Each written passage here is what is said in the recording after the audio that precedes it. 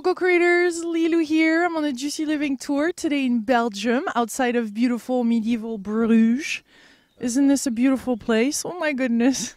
The whole environment is beautiful here, so it's really a thrill to be your guest and to have become part of the club of the juicy human beings. So You're definitely juicy and you're doing a lot of things for this earth. I must say you're a former mayor of a city in Belgium and 10 years ago you awakened and you decided to expose the truth. So we're going to speak about the New World Order, the conspiracy theory, the chemtrails, the mind control, all of that, but also the good part. There's a good news in all of that, and it's really important to me to expose all of that and not just bring in some elements, but also what can we do with all this. So thank you for accepting this interview. Thank you for being a passionate leader out there. yeah. Okay, it wasn't planned at the beginning of my life to become an activist, but it's like John Lennon says, life is what happens to you when you're busy making other plans. So you're right, at the beginning of this millennium, I wake it up and I started to question everything and go and look for the answers, and then putting all the puzzle pieces together to get a view of, well, the essential questions. What's happening in this world? What's life? What's the reality? What's this cosmos? What's God? And what's the meaning of life? Mm-hmm. And I think once you got to the essential answers and you get a view of the revolution we are now witnessing and we are part of, then you have a moral duty to go for it and to be part of the change that we as a humankind are now making. Would you say that 10 years ago you were sleeping and doing your mayor duties in a certain mechanical way? And tell us what happened when something shifted. Well, there didn't happen anything from the external side. There wasn't any dramatic accident or something. I didn't bump into into a wall or something. It was just waking up and realizing that we are living in an illusional world. And did you find a document? Was there what got you really passionate about this? Finding the questions, the questioning was essential. So I did a lot of reading. I did go to many lectures. I traveled around the world to go and see places. For instance, the Great Pyramid in Egypt, you have to be there on the plateau of Gizeh and to step inside it to really feel that what the official explanation is simply not true. So I spoke to a lot of people, I did a lot of thinking, and to cut it short, I made a U-turn, a turn of 180 degrees, so I'm now thinking totally the opposite of what I used to think. Because everything I thought was true is a lie. We have been lied and cheated beyond imagination. So by whom? By the system. By the system, because to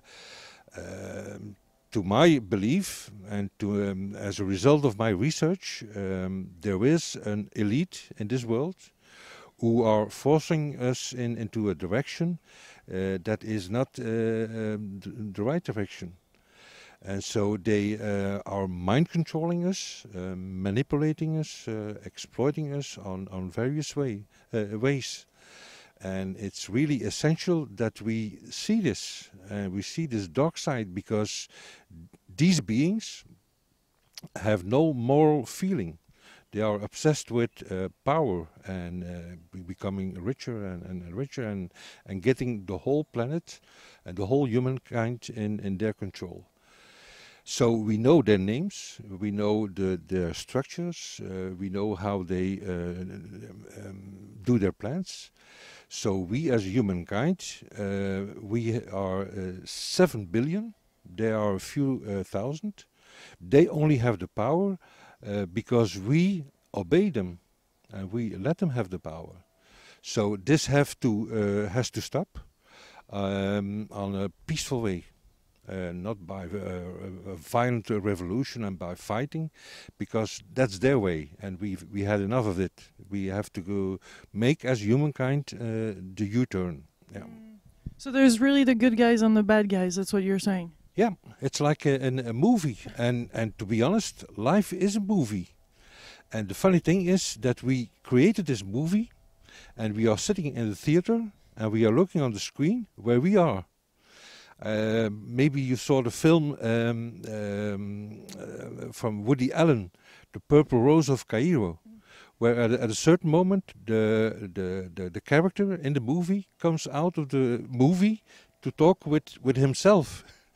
And that's really what's going on. What we are seeing on the screen, our material reality, when you think of it, fundamentally it's only an illusion we all create to have our experience. And to my view, the whole life, the whole cosmos is one great consciousness experience. That's for instance, also what the Mayas told us in their calendars, how the 9 steps of evolution going to the cosmic consciousness. And 2012 is a very important date. Not that everything is going to happen then. It's already happening, and it's going to take some more years. But we are making this U-turn. Yeah. What do they want us to think? What is the kind of world that they have set up, or the mind game that we're trapped in, if there is such a thing? They have taken away a lot of knowledge of us. For instance, the burning of the library of Alexandria, by order of the Pope in 395. The burning of 300 codices of the Mayas by the conquistadores. So they made us believe that we are pure a machine, that we are pure physical body, that we are unimportant things, that we are separated from one another, that that we are just victims of life. And they made us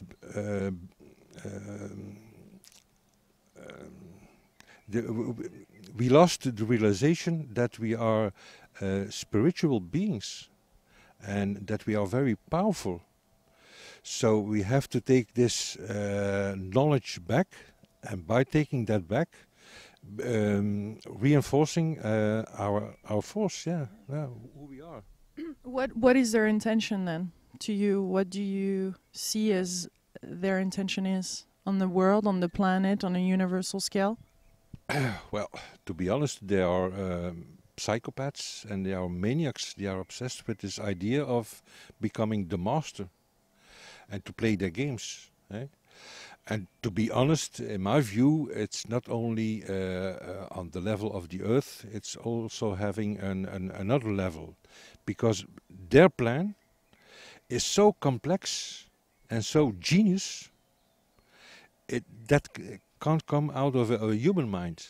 So they are helped by other beings from another dimension. Are you talking of the Greys, or?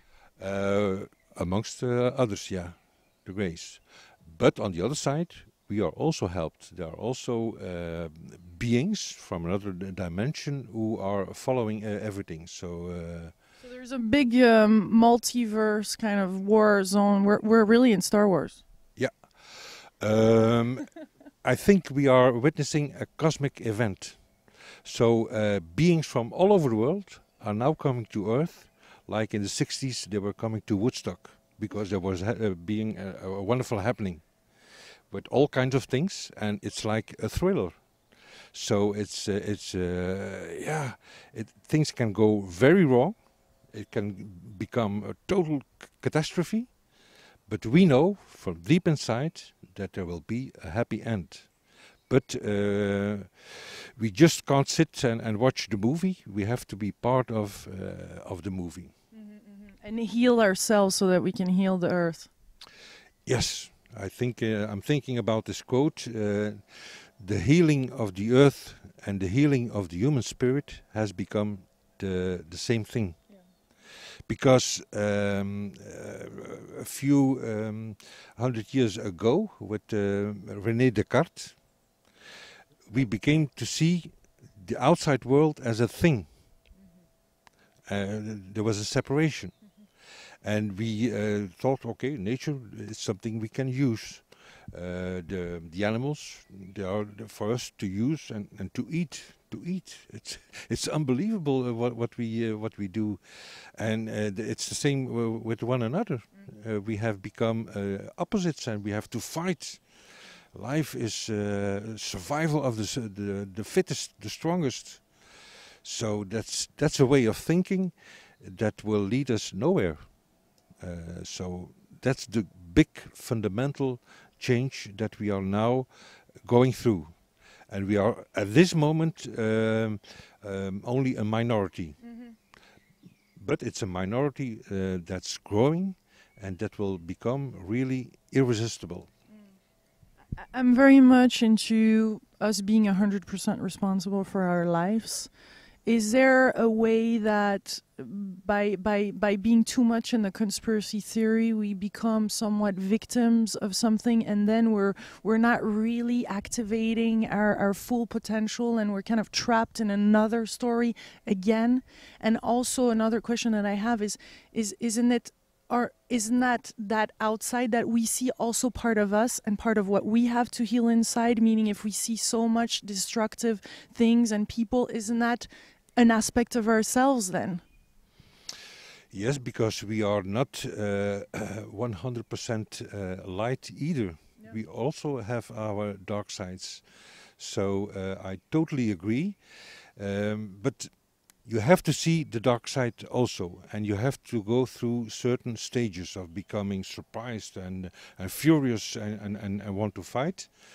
That's every stage is necessary, but you can't stay stuck in this. You have to move and grow, and I think we don't have to fight against them. We have to fight. We have to create our own new reality, and the present reality is coming down anyway.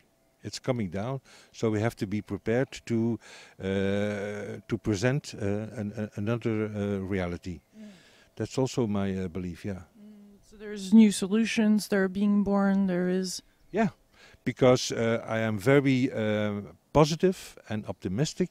There is not one problem, not one, that we created that doesn't have a solution.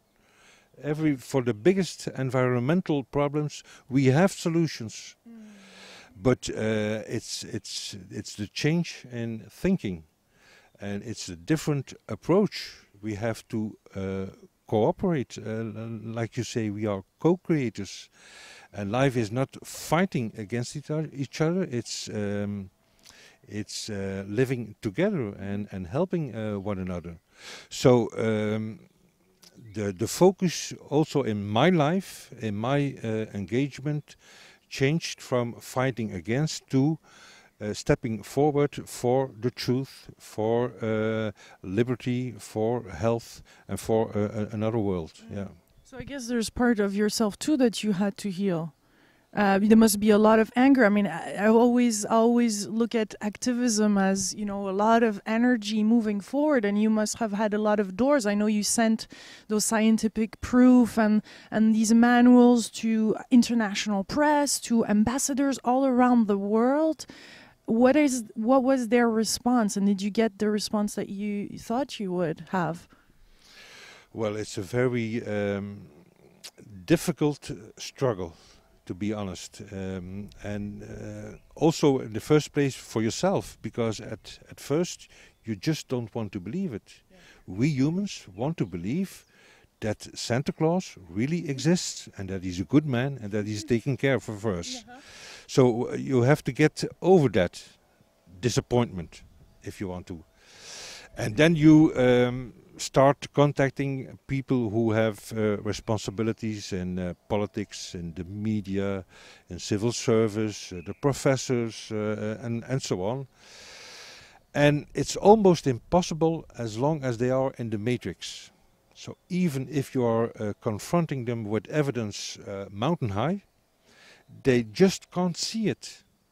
It's not on their radar. They are looking through different glasses. So you have to be patient and say, okay, you're still sleeping. I'm very sorry, but anyway, I'm going to confront you with this and with that. And at the end, maybe at the right place and at the right time, you will change too. So it's a kind of balance. Anything I do doesn't have any sense at the moment itself, but it's very important that I do it and the other people who are awakening and who are part of the change movement. So it's like moving forward, being passionate, knowing what you're doing, you're clear about what you're doing, but at the same time not bothering too much of others people's opinion. Like you need to strongly be centered and move forward with the tsunami coming. Yes, I think we can't stay too much focused on the expectations of the results. We just have to be like a farmer who is throwing his seeds. And at the right time, the right place, the cosmos will look after it. So, yeah, you have to be active on the one side and confident, patient on the other side. Yeah. Tell us about those. Tell us about the mind games. Let's go into the details of the different things that you want to expose. What are some of those mind games, and or things that happen in the nutrition or the chemtrails? What would you like to start talking about? Some of the proofs. Well, chemtrails is something I'm really deeply engaged in because I became so furious by the constatation that we are being spread. It's unbelievable, but they are pumping heavy metals, chemical crap and virological things into the air for different reasons. Right? So, and they are doing it in plain view. They are very arrogant. And it's like the Chinese say, if you want to hide something, do it in the street. So they are just doing it for different reasons. Amongst one of the reasons is to make us dumb and sick and weak, infertile and dead at the end. Another topic in the same direction is vaccination. It's unbelievable that we think that by injecting this fluid, which contains a virus of the sickness, which contains the culture where it's cultivated in, it consists of cells of aborted children and 20 chemicals, mercury, and polysorbate and aluminum and so on. When a baby is 1 year old here in Belgium, he has already had 20 doses of vaccines. It's unbelievable that we think that by injecting this into our system, we are helping our health. So, and it's becoming more and more absurd. Last week I read that in the United States they are preparing 300 new vaccines. Not only to prevent from becoming sick, but also to cure you, so to speak, against numbers of cancers and so on. So for you, diseases are injected? Is it part of the conspiracy theory that the AIDS even and other viruses are kind of injected into society so it spreads and there is less population on the planet? Is that part of it? I'm afraid so, yeah. That's their plan. Every vaccine is poison. You have to say things like they are. And yeah, depopulation is one of their objectives, and they are doing it without that we are noticing it. For instance, what they are doing to our food. Some years ago, there became a new set of principles for the food. So, to speak, to protect our food, it's the Codex Alimentarius. It's 16,000 pages, full of all things. And what they are doing is rolling out the red carpet for the industry, the chemical industry that uses antibiotics and all kind of unnatural things. So, and it's all being approved by our politicians. I asked one of the Euro parliamentarians how many of the 750 who agreed know something about this legislation. And he said maybe 5 know something about a little bit. So it's all being prepared by the multinationals, the Monsanto and so on. What are some other of those societies or companies that are really at the top in nutrition? In nutrition, in all of it. Well, this some names. Well, it's all the multinationals of the dynasties of the Rothschilds, the Rockefellers, the Morgans, the Carnegies, the DuPonts. They have so many names. Any multinational is part of the evil system. How did this started? It started long ago. I think it started at the beginning of our civilization in Sumer and in Egypt. And you see that all the pharaohs and the kings and the emperors and so on, all the people who ruled, were obsessed with the idea of creating a big empire. A big empire. So, and now, of course, they have more technological possibilities to go to the finish and to really totally implement their plan of controlling the whole world and controlling the whole humanity after reducing it to a sustainable amount of people. Yeah. So in all of that, what is the good news for us? What is there some potential that we survive or thrive? Well, the good news is that by threatening us, by planning all this concept, they are waking us up. You have to be sick sometimes to get cured and to go for a healthy life. So by realizing and facing the problem, there comes a solution. So when you push something under the water, then you have the reaction that it wants to come out of the water. Mm-hmm. And that's what's happening now. And it has to happen. It isn't an accident. It's meant to be.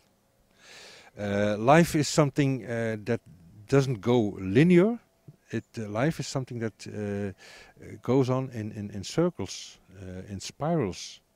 So we are now ending a long circle of 13,000 years of getting more and more into the darkness, into the matter, into the isolation, into problems. And we are now at the point that we are facing the other side of going to a totally other life. What are we capable of? What do you think we're capable of? What is our potential as human species? I think it's unimaginable great. I think it was Jesus Christ who said that humans in the future will be able to do much greater things than the miracles he already performed. So once we realize the potential of our consciousness, how we can influence it, and how we can do incredible things, really incredible things, Greg Braden, for instance, showed one of the videos where a cancer was cured within, I think, 3 minutes, just by focusing positive attention. And prayers, yeah. And prayers, yeah. And pretending that it was already cured. So instead of being focused on the dark side and the victim side and feeling helpless, we have to get the power back. They took us off. Yeah. Because how would we react if we already live and know that we're living in a healthy world? Would our solutions be different? Like if we forget about the conspiracy theory and we were living in this world where it is already there, human beings have developed their potential, free energy exists, exchange and natural things just really occur really effortlessly. What kind of solutions, what are we going to put in place right now that is going to be so much more juicier, with so much more power and so much more love, that there's just no darkness in our minds? Like that to me is really the core of the conversation. Like what can we do now knowing that and coming from that high vibration? What can we manifest on earth right now? What can we bring knowing that it is already there? Because does time really exist? Does space exist? You know, we can already be living right now in this world. And that's quite something with the, you know. Is there new, just thinking that way, what can we bring to this world? Well, the biggest problem is a lack of knowing. Yeah. So I think first you have to see what's going on, and then say, okay, bye-bye. This isn't a reality. I want to be part of it anymore. And then create yourself and with others who are also awakening another reality. So I think it's like you put it in splendidly into words. Let's bring it on. Yeah, right. Yeah. Let's create beautiful, magical things. My co-creators get together, connect, create groups, share those interviews, this knowledge. Thank you for your time, Peter. It was awesome meeting you. Yeah, it was a pleasure of being your boyfriend for half an hour. Yeah.